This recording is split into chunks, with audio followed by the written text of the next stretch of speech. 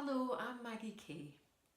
I'm Source TV's love coach, and here on the Ask Maggie show, I answer your love and relationship questions and queries so that you can find ideal love in your life. So today I'm actually going to talk about my own experience of what happened and how I found love. There was a key issue which comes up a lot as I coach people. It comes up a lot, if not every time. And it's this. When we're looking for love, we're preparing ourselves for our ideal relationship. There's an exercise I suggest where we write out our ideal relationship in a list and describe it fully.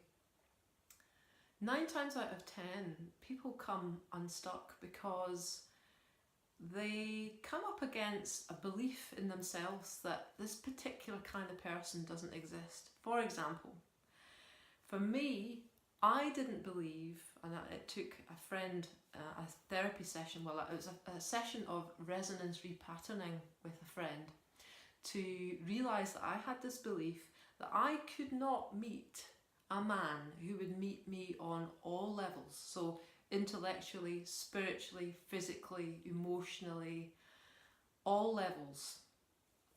I realised that I did not feel fully met in all of those areas simultaneously with previous relationships, and I had somehow developed the belief that it was impossible to find someone who could meet you on every single level so that you could have that absolute match, body, soul and mind.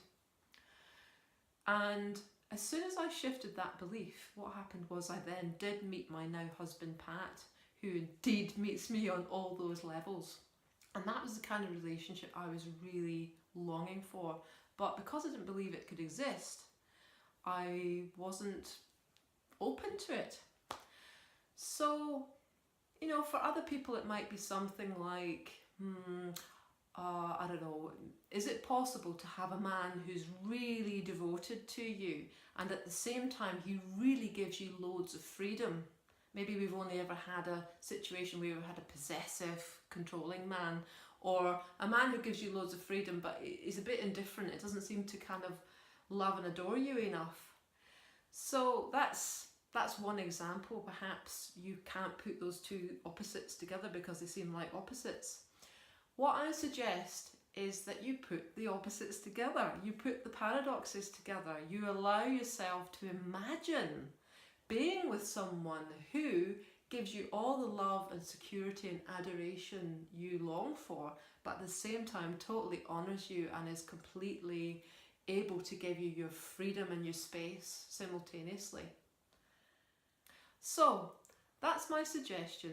If you find yourself unconsciously or half consciously holding this idea that you can't have A with B, think again, or at least allow yourself to imagine again, and imagine all the paradoxes being answered. Sometimes it doesn't make sense on a logical level. For example, you might say you want to have a two-base lifestyle with your new partner and live in two places, like in the States and in the UK simultaneously, and at the same time you want a settled, simple life. So that doesn't really seem to make sense to you on a logical level. In your visioning, just write about or just imagine that those opposites are sorted. Somehow you do have a two-base life. Somehow it is possible to feel settled and simple with the two-base life. So just see if you can stretch your imagination to encompass these so-called or apparent paradoxes, and you might be amazed at what you discover.